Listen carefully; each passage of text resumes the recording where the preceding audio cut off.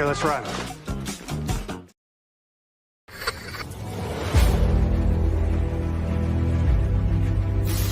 Your mission, should you choose to accept it. It's a quest! It's a quest for fun! Well, The Rock says, why don't we just cut right to the chase? Okay, now he wants to get together. Well, he wants to talk. I want you to do me a favor. I want you to tell all your friends about me.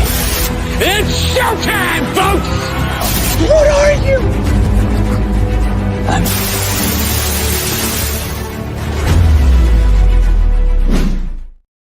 Greetings, salutations. This is And I Quote, a weekly show where we introduce you to some of the best creators from all over the world, and we find out more about them by taking your questions. I am your host, Ryan of And I Quote channel, and our guest on this episode is indie writer, artist extraordinaire, Thomas Kast is here. Hello, good sir. How are you? Well, like I said, I'm more or less I'm fine. The answer should be probably a bit longer, but again, for the sake of simplicity, I'm okay. All good. All good. In the words of Han Solo, everything's fine. We're all fine here. Now, thank you. How are you? Anyway, that's line from Old School Star Wars. What are you going to do? If you have any questions for our guest of honor known as Thomas Kast, let us know in the comments. Let us know in the chat. Do not forget to like and share with your closest friends. And if you're watching us live or what is known as a replay, thank you so much for doing so. Thomas, did you have any favorite books or authors while you were growing up as a kid, as a youngin'?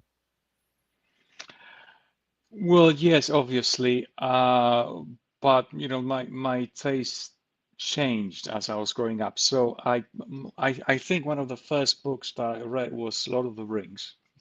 As soon as I was able to read, that was the first one, and read the whole thing. I was like, I don't know, 8, 9, something like that. And I still enjoy fantasy, but I don't really dabble in it anymore. I read some hard sci-fi. I think that was the Steel Rat. I think, yeah, probably that. But all the military sci-fi that's not my cup of tea. I was reading it because I was a kid. Now the books that I actually enjoyed, I read was a little older. That would be Philip Dick, Stanislav Lem, this kind of a thing. I read Dune. I didn't like it. I think it was horrible. I've just offended everyone on the planet. Well, the problem I had with Dune was that it's incredibly long and it just goes on and on and on. They had this main character stuck in the middle of it, and the guy is just great and wonderful, and it goes from one greatness to another, and it just. I don't know, it didn't land. I probably enjoy more complex characters. Kurt Vonnegut, that was another writer I really liked, especially sci-fi material. So that was a kind of my thing, including the language. He was able to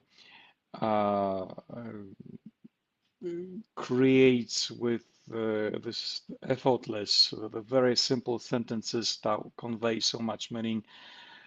Yeah,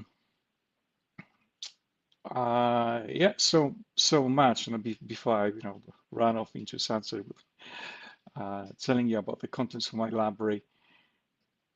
No, it's all good. It's all good. We appreciate any and all choices for someone's favorite books or writers, all that kind of jazz. It's all good. And one does not simply walk into Mordor. Sorry.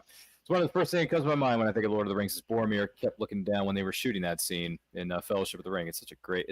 They're all great movies, but Fellowship of the Ring is just so good, so good. Gotta give it to Peter Jackson and his crew on that one. Speaking of which, do you have any favorite movies, past or present? Oh, well, actually, yes. I typically enjoy sci-fi mysteries, but something that lets you think. So it's not just it's not just enjoying for physical enjoyment. One of the things I really liked was Donnie Darko, for example, or The Box by the same director. There was an indie film, Coherence, I think. It's about a bunch of friends that they hold a small get together in the home of one of the main characters, and the comet comes, and they begin multiplying. There's some craziness going on, so I like that. More mainstream, I enjoy certain things. I enjoy certain aspects of the film. So, for example, I enjoy Star Wars, but the story is, well, the story is kind of weak. It has wonderful characters and absolutely iconic characters, but it veers into this kind of a teenage drama most of the time, so that's not much to my liking. But the characters are absolutely amazing. The whole universe that Lucas created, there's one of the kind, just keeps I keep coming back to it. What else? I like Delicatessen. It's a really weird sci-fi / horror film. I'm not sure if you are familiar with it. It's by French and Belgian directors Jeanette and Caro, and the story is basically in a near future, people live in kind of dilapidated buildings. There is a butcher's shop, and the butcher is also the owner of the whole building, and there's a bunch of tenants and weird, uncanny characters, and everybody's hungry. So once in a blue moon, an advert appears. The butcher's looking for a janitor. So the janitor comes and works around the house, around the house. Then all of a sudden the janitor disappears, and then there is meat in the butcher's shop, and there's a whole intrigue built around it. So it's fun. It's beautifully shot, beautifully, I don't know, written. It's one of those films that will stick with you for a very long time. What else? I have actually, I think I have a whole list. I have of films that I really like. Let me see. I just very quickly, because I don't want to be too long, but let's see. Okay, Naked Lunch. Though I read the book, which was really weird, but the film was even weirder. It doesn't have any it doesn't really have a coherent plot, but it feels really captivating when you think about it. It's about a writer who takes drugs, and his typewriter is talking to him. There's these giant cows and bugs, and he's milking them for no reason. He goes from one scene to another. Another really good film that I really like is I think it's more mainstream, Dark City, neo-noir sci-fi mystery, alternate realities, and people swapping memories. Something that made really huge impression on me. Anything by David Lynch, especially Lost Highway. When you look at it, it doesn't make much sense, but the thing is, it's about a film that has its own logic, and it shows you that logic can be something entirely different from what you think. It's just you may not ever get it, but it's there. There's kind of a otherworldly rules that that exist for some purpose. Existence, another good film, bit surreal. They play weird games, and they plug themselves into like biological machines. I would say it's completely surreal, highly enjoyable, really weird. And mostly, as you know, most of it is sci-fi, but I also like well-written, well-scripted films, and there'll be Fargo by Coen Brothers. And in this film, everyone's stupid, just like just a bunch of morons. There's so much stupidity going on, and it's brilliant. It's I think it has one of the best stupid characters in any film you can imagine. What else? Cold Souls, where they trade souls, and you are able to get rid of your soul if you have a soul ache or anything, and then they can transplant some other soul into you. So completely surreal, really really funny, another sci-fi. What else? Okay, this is also sci-fi, but it's very interesting. Ad Astra. It's more mainstream, so you probably are familiar with it. It's about the astronaut that goes to search for his missing father, and it's a very simple story. The imagery is absolutely stunning. I think that the best special effects I've seen in my life, but nothing like bombastic. There's no explosions or anything. It's just beautiful imagery. It's absolutely one of a kind. Vivarium. It's about I don't know, aliens or some entity running experiments on humans. So there's this couple looking for a new home. So they buy the home and then they just can't leave. Okay, and then they find themselves trapped in a really weird kind of a reality, and they have to accomplish certain missions. They have to grow a child. The child is brought to them in a package, okay, and the kid grows like is like in a couple of days. He's 3 or 4 years old, and he does really weird things, and then he leaves and comes back, and nobody knows why. So anyway, one of those things that really made huge impression on me. And anything that that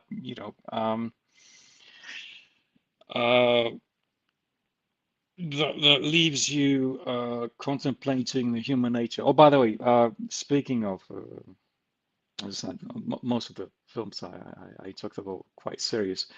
The Adventures of Baron Munchausen by Terry Gilliam, and anything by Monty Python. In fact, but this one especially, it's beautiful fairy tale, beautiful story, beautiful imagery, and I think it's a perfect thing. I would think it's kind of fantasy, but it's a really weird, full of surreal humor. Anything you would expect from Terry Gilliam. Okay, and before I just No, take it's too all much good. time, so much for it, Yeah. I guess. It's all good. It's a heck of a list, though. I do think Dark City is somewhat underrated. It is a really good film, both the original and the director's cut on physical media and on streaming services. So check it out if you haven't seen it yet. It's a really good movie, which is Dark City with Kiefer Sutherland, Jennifer Connelly. It's Rufus Sewell. It's fantastic stuff. Don't forget to like and share this episode of Anti Quote with your friends. If you're watching us live or on replay, thank you for doing so. If you have any questions for Thomas, let us know in the comments. Let us know in the chat. Flip side of the coin, though, do you have any favorite TV series, past or present? Oh my. Is it an even longer list? I don't. Well, yeah, but okay. So very quickly, some of the stuff that I really liked. Red Wolf. I mean, you might not be familiar with it. It's a British sci-fi series, and it's completely surreal. It's about the guy that travels in a spaceship, and there is a malfunction of some sort, and everybody dies on a spaceship, and he's left alone. There is a hologram of his, I don't know, work colleague who thinks he's superior rank, and there's lots of funny story. There's funny story going around this. There is a cat who evolved into a human kind of, and there is a robot, and there's this lots of weirdness going on. I like Rick and Morty, but only the first seasons. Then it got really kind of silly. So all the philosophical stuff, I think it was really nice. Counterparts, those very serious alternative reality sci-fi series about split reality. So there is everything happens in Berlin, and there is a gate you can enter. and through this gate you go to an alternate reality Berlin, and the people from both sides start interacting, and sometimes they work against one another, sometimes they form alliances. Really, really interesting, and lets you think, about the human condition. What do we think about ourselves? And there's the main character in one film. He's a super spy, smart, brilliant, doing great stuff, and his alternate version is just a lowly clerk who has great ambitions, and they meet one another at some point, and they both hate. They end up hating one another and envying one another, because the super spy wants to be himself. He prefers something quiet and not to lie to everyone, whereas the lowly clerk prefers to be a superhuman guy. And that's I don't know, it shows you that sometimes I don't know, probably we should enjoy more what we have. Another great series, the late one was Severance, especially the first season. The second was, I think, a little bit weaker because they start explaining things, and typically I like things unexplained. But that was really good, I think, especially the writing. Let's see, series. There's another one, Near Perfect. Let's see. Okay. Oh, well, 1899. The action takes place on a ship, and the people realize that they're actually stuck in some weird loop and weird reality. Speaking of Star Wars, Andor, I enjoyed it very much. I think it was really well written, and unlike any other Star Wars series, that was actually very, very good. Silo, it's another sci-fi about people living in a kind of a downward facing building, and they try to escape. It's like a totalitarian regime. They don't understand exactly why are they stuck there and what's going on, and they just know there's some impending catastrophe. Fawlty Towers, classic British comedy. It's not a sci-fi. It's just a funny thing. What else?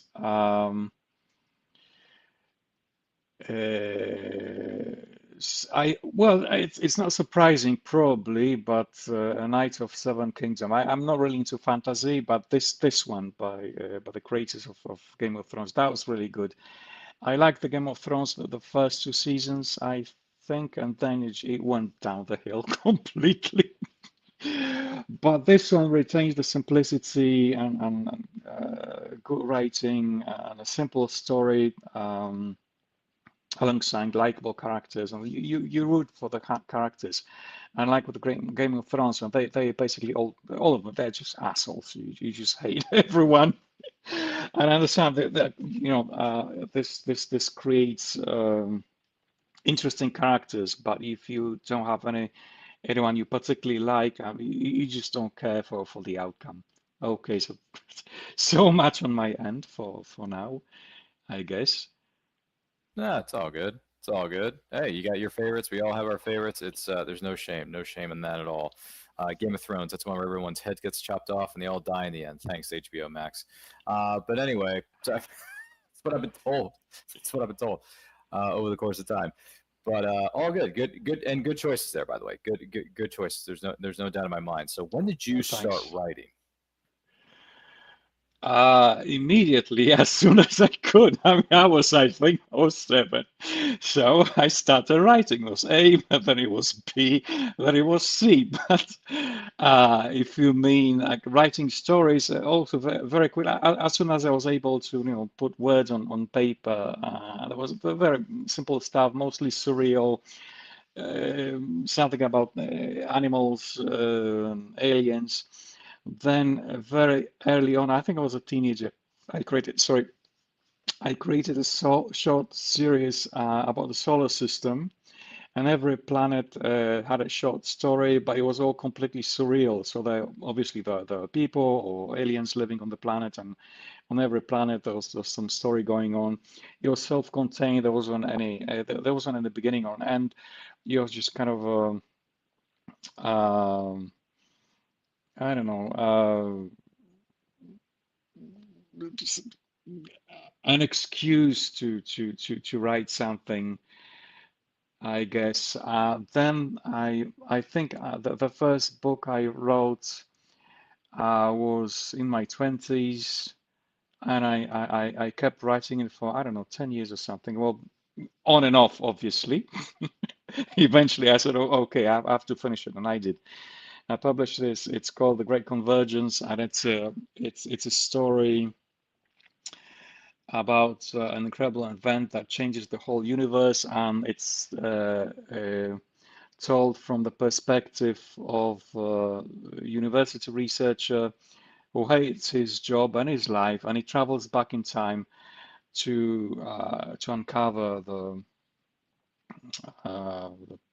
the main event, Great Convergence. By the way, he lives 10 million years in the future. So, because I thought about it mostly in sci-fi. You get things happening, I don't know, a couple of 100 years from now, maybe 1,000 years from now, but it's all rooted in reality. So I thought, to hell with it. Let's go, like, let's create something completely nuts. And so I said 10 million years in the future, and there is actually quite tangible picture of the reality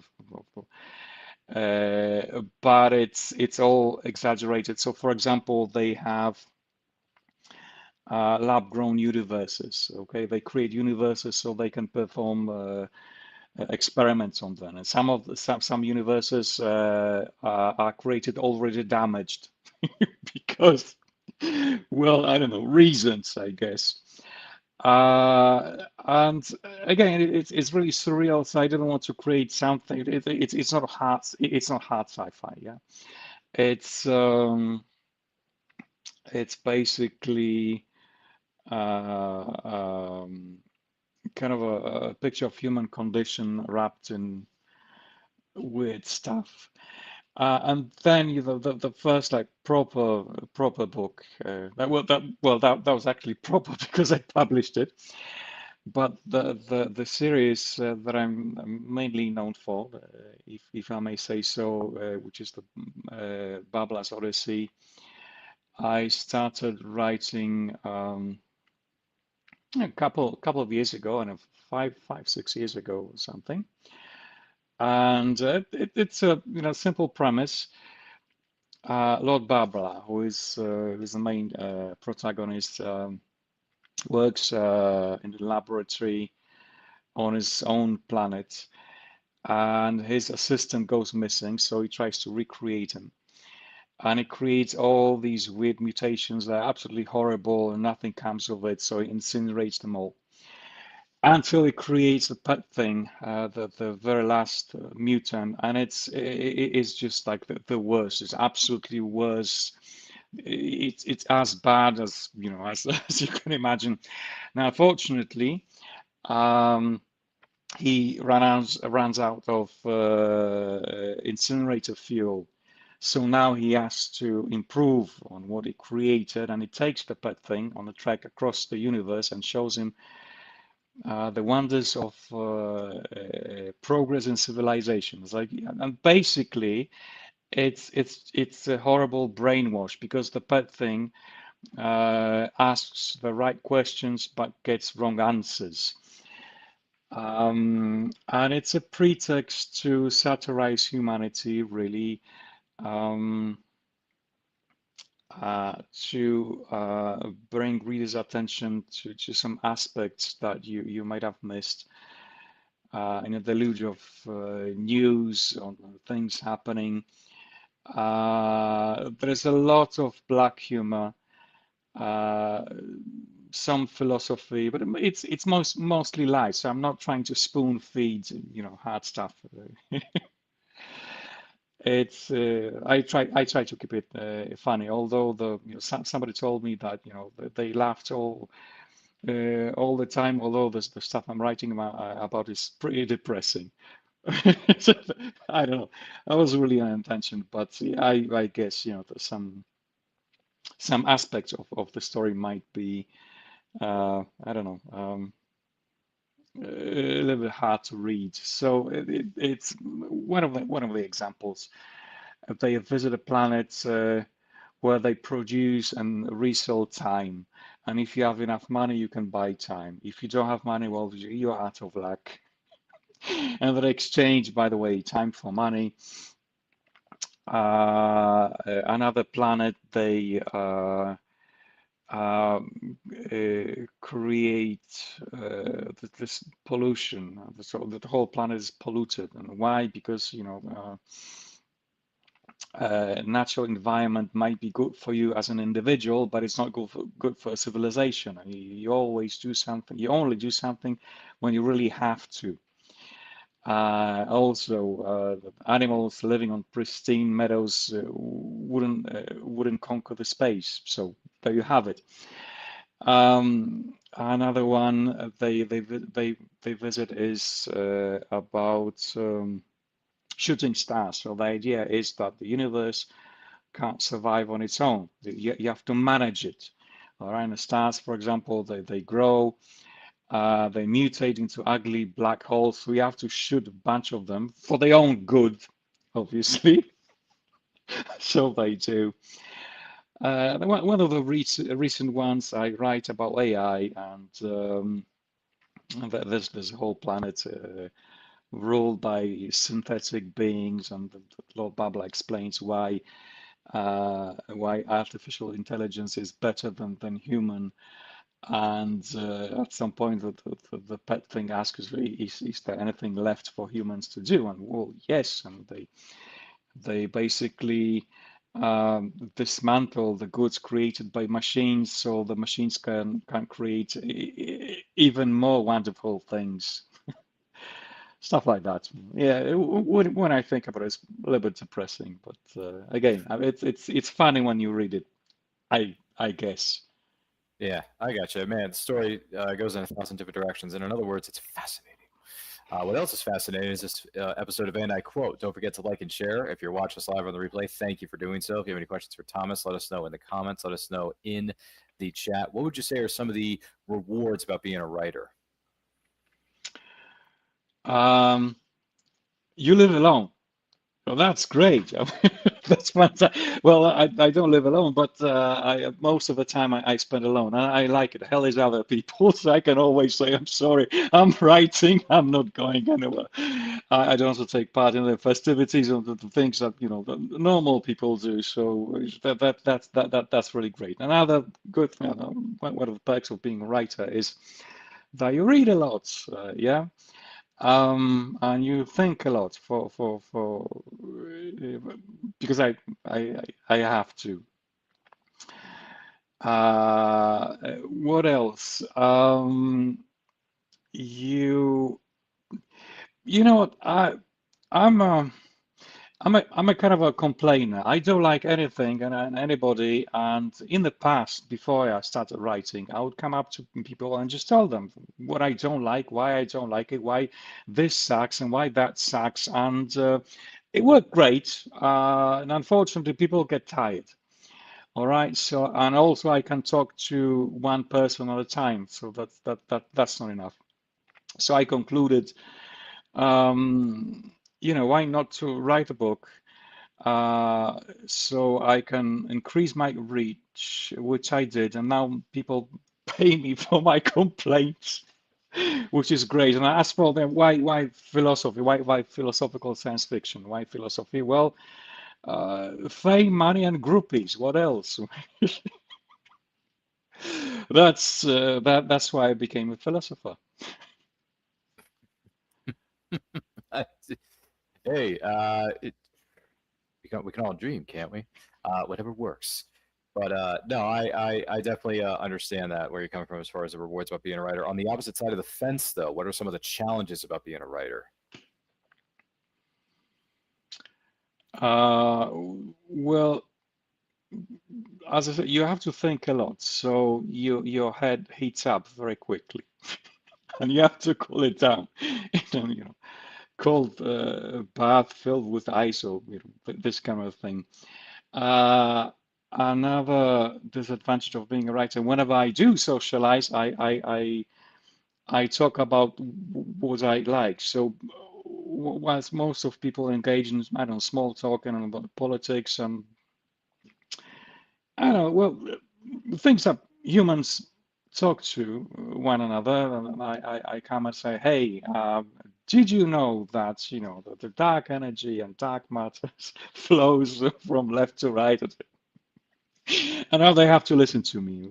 Occasionally they do, or they just not. I don't care. As long as I can listen to the voice of the sound of my voice, it's all good. But what else? Let me think. Disadvantages of being a writer. I have to maintain a huge library, so it's tough because the books constantly gather dust, and not because I don't read them. It's just the way it is. So like at least once a week you have to go over with some rag and clean everything up.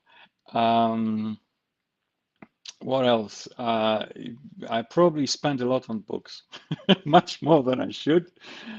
But hey, I can always say that I need it, so I have an excuse. So that's books. Books are my drug. What else? I think I have actually I have a skull on my desk which I like. I'll show you. And I thought every writer should have a skull on my desk, so I have to. Reminds me of my mortality and kind of a service in a way, because why do writers write? I'm not sure. I'm not sure why am I doing this. I've been doing it forever, and I can't imagine doing anything else. It's like I think like being a priest. I mean, why do you decide to be a priest? Some kind of a calling of sorts. Same with writing. I do it because I don't know. I have to. There's my mind that comes to me and knocks at the back of my cranium, and here I am. You have to do something. You have to you have to talk. You have to write, and I do. And luckily for me, I never had a writer's block, and I've heard that people have it. I don't. I just keep on doing what I'm doing, and sometimes, because not everything I do is up to the scratch, so sometimes I just keep writing and keep the stuff at the bottom of my drawer, and I revisit it, and it turns out it wasn't that bad as I originally thought. So there's lots of reworking and reworking, but I think.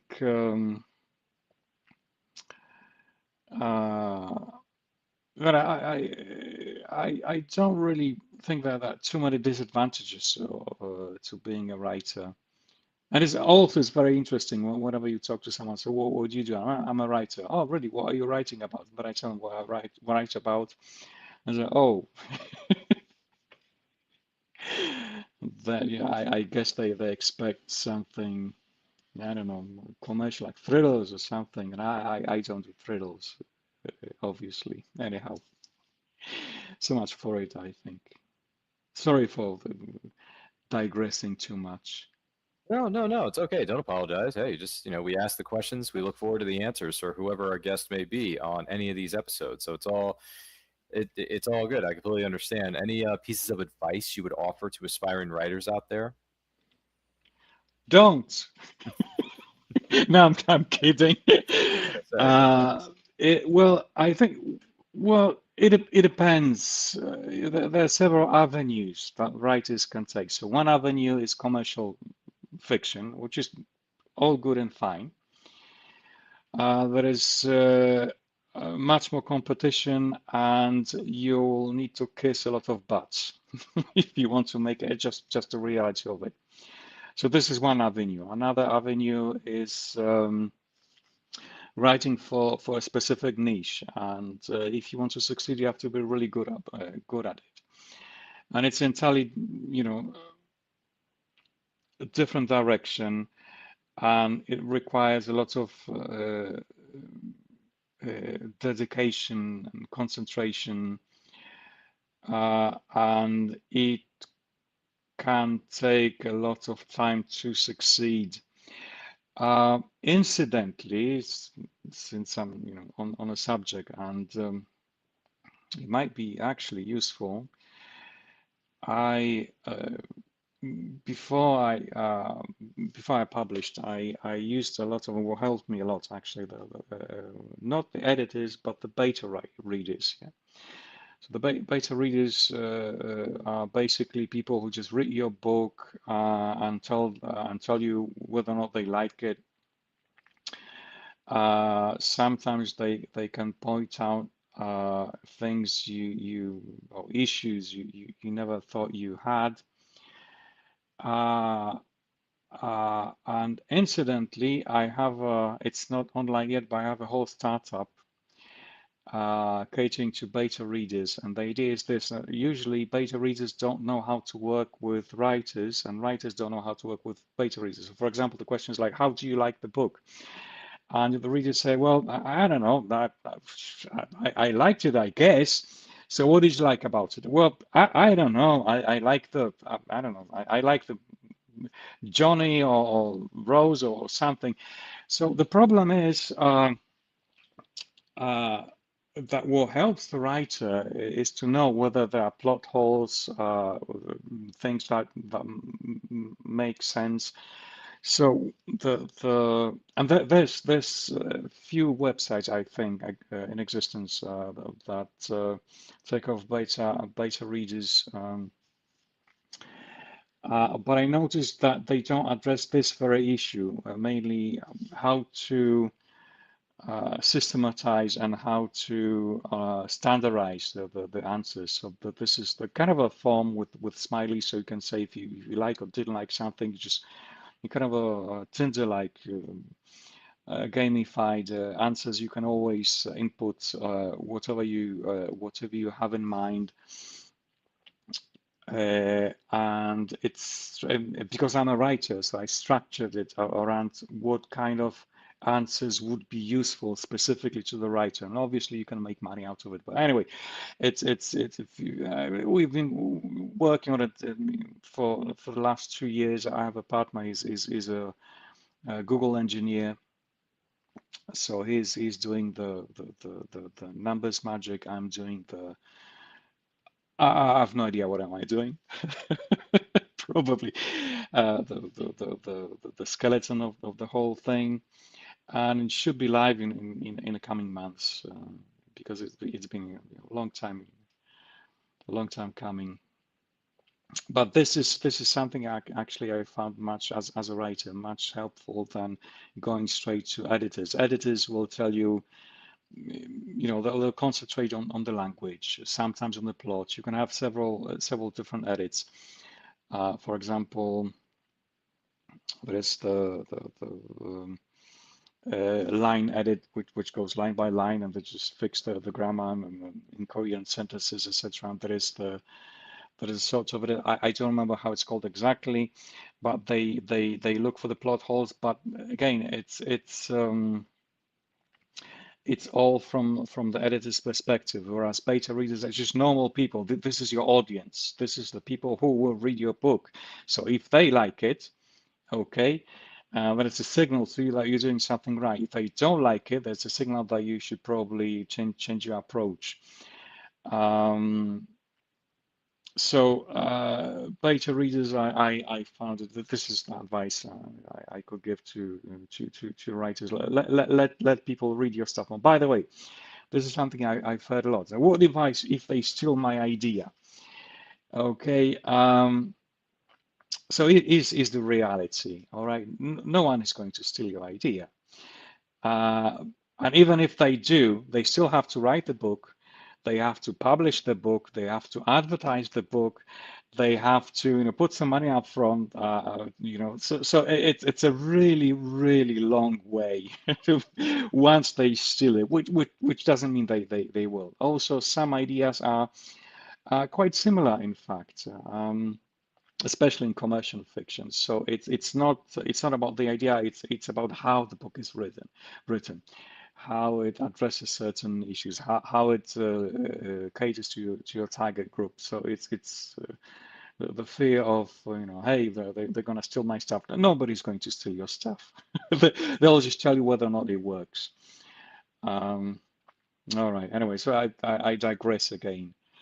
All good, all good. I appreciate all your thoughts and pieces of advice you would offer to writers and how you got started and all that stuff. We really appreciate it. Do not get me wrong. Once again, this is And I Quote with Thomas Kast, our guest of the week. Do not forget to like and share. If you have any questions, let us know in the comments. Let us know in the chat. Any special memories for you, Thomas, being at book signings or other events, whether you're there as a vendor or an attendee? Well, yes, I was signing books is always nice because it kind of it means that people enjoy it and that they expect something. Well, anytime you engage with your readers is actually greatly satisfying. So far, I never happened to me that someone came and was like, "Oh, your book is rubbish. I don't like you." Mostly in my case, fortunately, it was always very positive. But I can imagine sometimes, your interaction might be unpleasant, but I don't know, that never happened to me. So that was always great.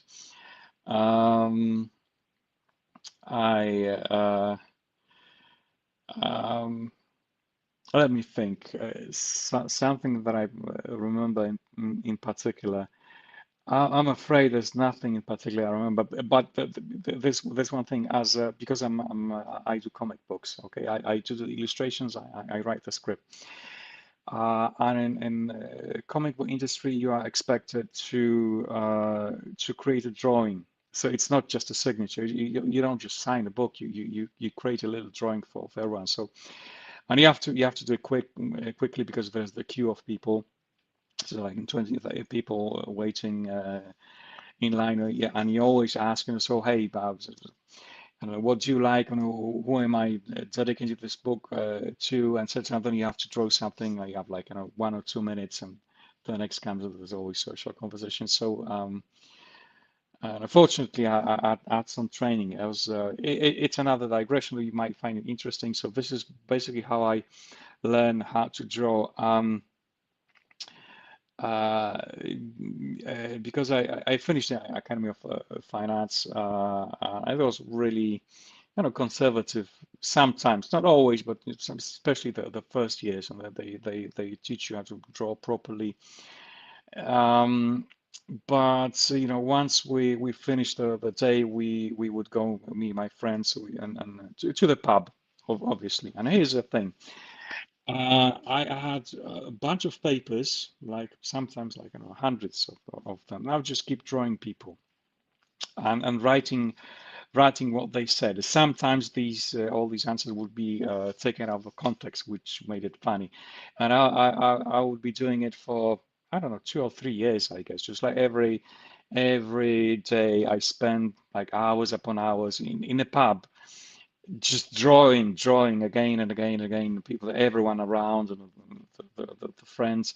And I think that the best school of art I can imagine, because people move, people express emotions. It's completely different. It's not just you're drawing from a pose. You're drawing something from an actual life.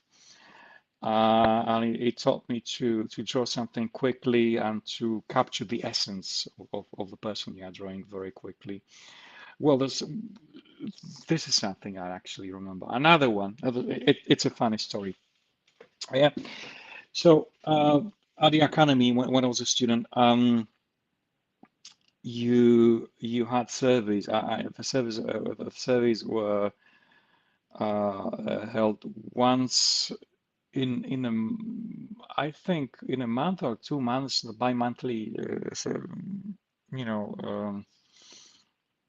events during which you had to present your works to a professor, and the professor would come and give his opinion on what you do. So we rented out a small flat, and well, because it's academy, so it was always full of people, and there's parties going endlessly. So what I would do, the same thing I did at the pub, because I don't drink. I'm not an alcoholic. I just don't drink. I just don't like it. So I would set up an easel, okay, and just again I'll paint or draw everything I was going around. I just kept on painting. Yeah. So then the event, the thing at the academy comes up, the professor comes, and there's a bunch of students that are, well, and they say, sorry, I couldn't bring any works because I was sick, and I couldn't bring any works because my mom was sick, and I couldn't do anything because I had to work, and blah blah blah. It's like almost nobody did anything, and then I come and just like I have like 50 or I don't know large works, and what's in the works, my colleagues drinking themselves through that. So that was kind of, I didn't think I was just like doing my thing, and I never thought about it that you might turn out. Oh my God! So I see your mom is your mom is sick. Yeah. Anyhow, that's a digression. I think that's our $10 word of the day is I digress or digression. Okay, it's fine. It's a proper word. It's an understanding word. We completely get it. It's all good, Thomas. It's all good. And hey, we all got stories to tell. Why not share them with everybody? What is one book that belongs on everyone's bookshelf? What do you think? Well, I don't believe in such things because everybody's different. Yeah. True. So even if, let's say, you have a book that you're supposed to have and you're supposed to read, it's not for you, so you won't read it, and even if you read it, you won't understand it, or you won't like it. So I have an issue like book that belongs on everybody's shelf. I think everybody should read if you can, if you have time, if you feel like it. It's especially rewarding experience. I know it's very tough nowadays, especially with Netflix and films and whatnot.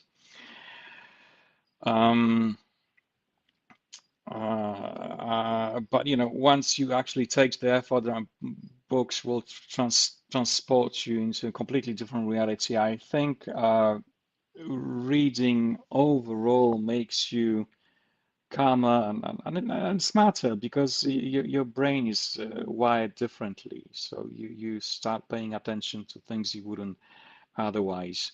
So when comparing books to films, and I watch a lot of films and I enjoy watching films, but reading is an entirely different experience. Books that belong on everybody's shelf. I think if you're a sci-fi fan, I would say Eden or Solaris by Stanislav Lem. These are books about meeting different civilizations from some other planet, or actually entirely different beings. So Solaris, for example, is about the planet, a planet that it's hard to tell, which is probably alive, and it's trying to communicate with people. So when you think about aliens, usually there's robots and lasers, and aliens are traveling in spaceships, but this is something completely different. It's like the mind is something that you would never think that's possible. It's something completely beyond anyone's comprehension. Sorry. Same with Eden. It's about a bunch of astronauts that got stranded on a different planet. Eden is the name of the planet, and eventually they encountered an alien civilization, and it turns out that both civilizations, the humans and the other civilizations, are incredibly advanced. Okay, but they are so completely different that they don't really have anything to say to one another, and it's sad and dramatic in a way, and it's very interesting to encounter something you just like you wouldn't expect. Most of aliens, in films and literature are, creatures that you can relate to. They act in a similar way. They, I don't know, I don't know, form families, or I don't know, go to war with one another. So these civilizations, these beings are completely like beyond anything you would ever imagine, which I think is probably more realistic. I don't know if there's life on other planets, but I would imagine it will be something that we will probably have difficulty understanding. They're definitely not like us, if there is intelligent life anywhere, which is probable, but we haven't discovered it yet. So much for sci-fi. If you like, I don't know, some other genre, I specialize in kind of a sci-fi or philosophy. And by the way, I wouldn't recommend any philosophy books because philosophers can't write, sadly.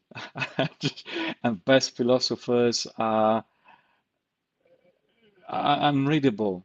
I like there's a bunch of philosophers that I like, but I wouldn't recommend the writing. They're just horrible writers. They take too much to say something that could be explained very clearly, which is a pity because the concepts are very interesting. They just the writing is horrible. I can't recall a philosopher who would write well, just the way it is. Anyhow, let me think. If you are into what people are into these days, if you are into fantasy, so probably some classic, like a lot of Silmarillion. Actually, I liked it much more than the Lord of the Rings. It's not for everybody. It's kind of heavy. I like the language, the way it's written.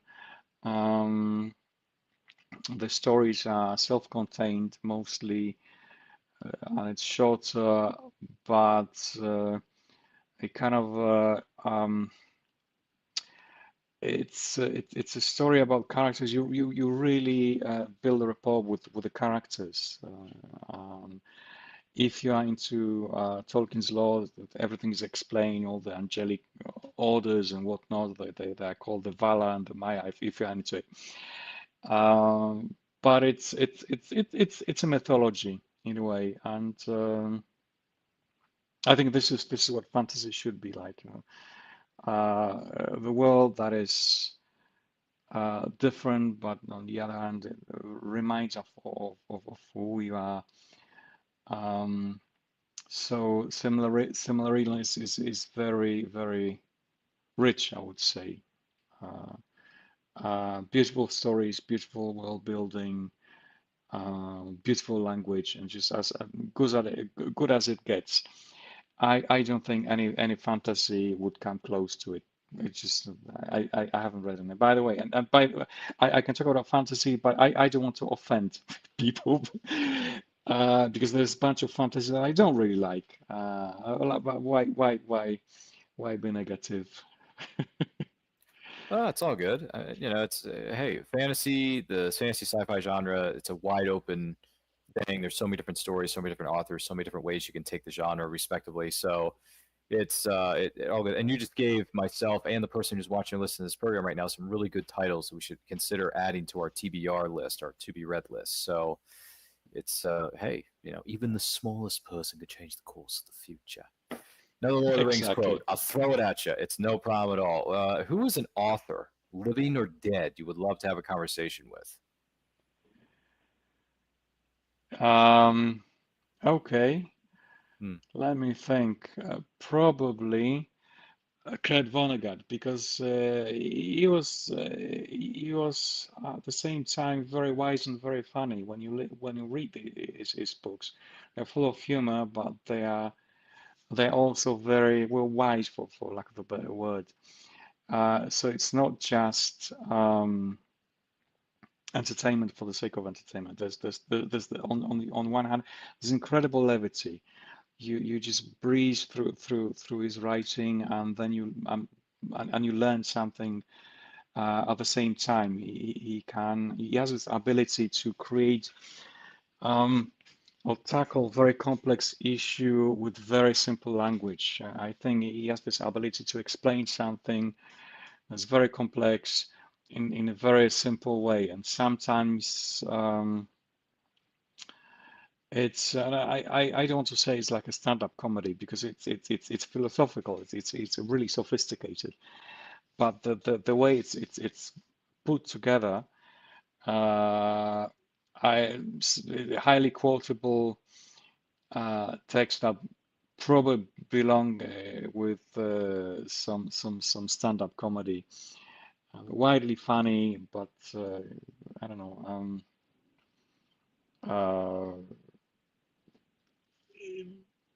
Sophisticated and highly philosophical at the same time. So anyway, I've seen some interviews with Kurt Vonnegut. He's always interesting. He's always full of distance to himself. And somebody asked me, I think it was approaching 90, more or less. Somebody asked him, so what can you tell us about you live for so long, and what's what are your next projects? And he interrupts interviews. Yeah, I lived so long. That's it. Actually, how long can you drag this on? And he died tragically. He fell off the stairs, I think, in his home. But anyway, and anytime I think he's a kind of a guy that thinks very deeply before he says anything, and it's a rare quality these days. We all flap our mouths uncontrollably. I do it too. Yeah. So when I listen to this guy, there's a lot of thinking behind anything he says. I would like to be like that. Unfortunately, I'm probably I have more in common with the human race than he has. Yeah. Anyway. Another name we're going to add to the list, and we've heard this name mentioned in recent weeks on And I Quote, Kurt Vonnegut. So I gotta add that name to my list. Check out some of his books and see what happens. You never know. The more you know. See there you go. There's another throwback for everybody. I do want to take this opportunity to say thank you so much to Thomas Kast for being our guest on this week's episode of And I Quote. Thomas, thank you so much for being here and sharing a little bit more about your story and some of your favorite writers and books and all this other stuff.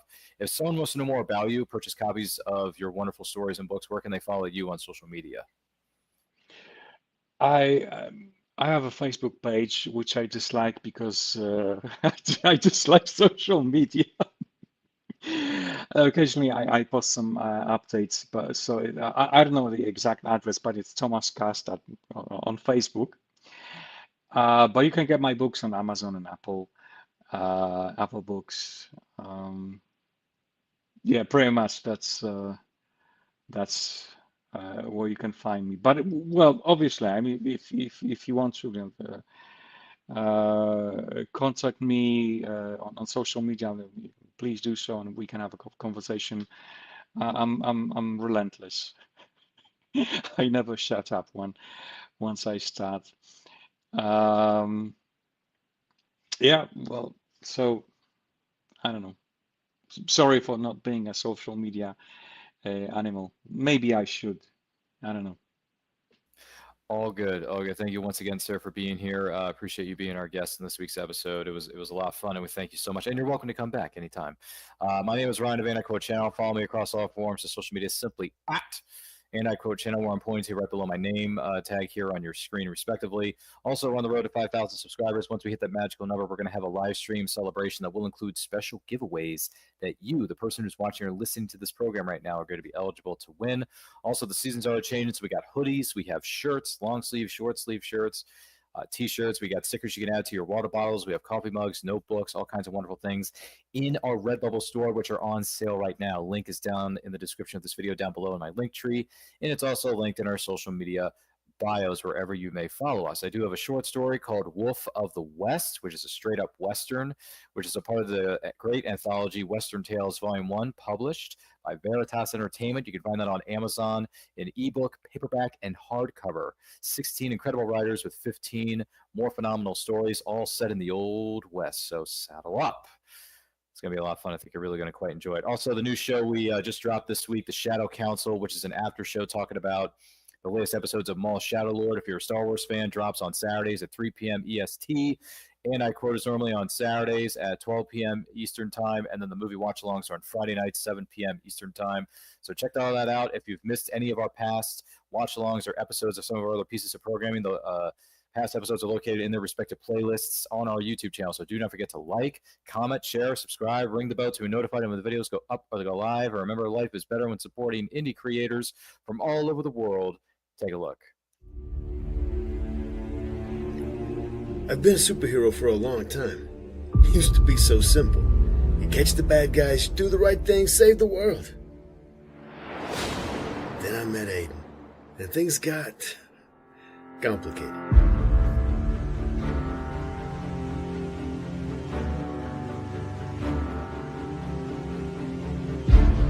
Iris recruited me as a kid and turned me into their own personal weapon. I couldn't see any way out until I met Marty. But now we're going to burn their entire organization down if we can. Forces of Nature, books 1 and 2, Scorcher and Thin Ice are available now wherever books are sold online. See www.kellygentner.com.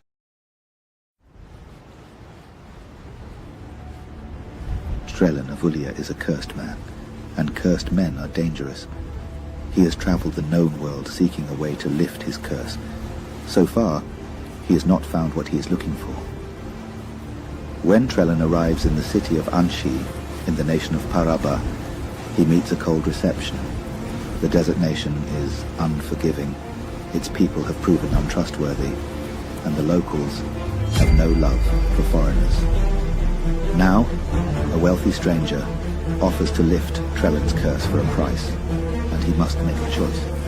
Seek a solution elsewhere, or risk imprisonment in the Tower of Ruach, a place from whence no man has ever escaped. The known world of a terror, The Prisoner of Ruach Tower. Now available on Amazon in paperback and on Kindle.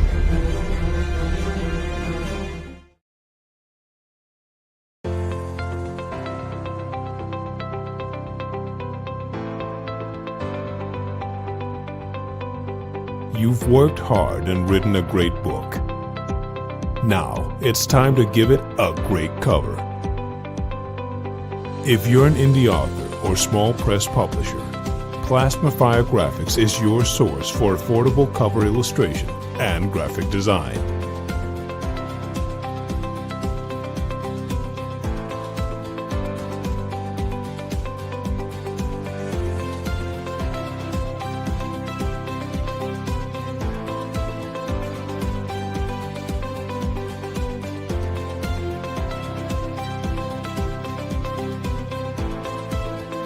Plasmafire Graphics, when the look of your book matters to you.